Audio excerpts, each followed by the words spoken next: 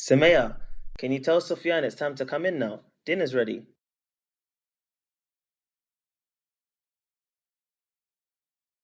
Sufyan, come in now. It's time to eat. Alhamdulillah, I'm so ready to eat some barista and halim. Let's go!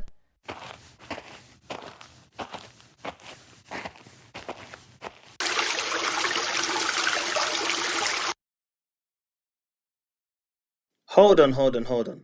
It's time to remind one another about the manners of eating, taught to us by the Prophet Muhammad sallallahu alaihi wasallam.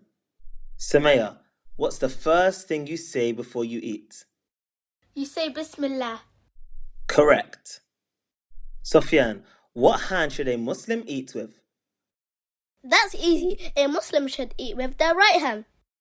Correct. Suraya, what else should we do when eating? We eat what's in front of us. Daddy, can we eat now? Because I'm hungry. Yes, Bismillah, you can all eat now.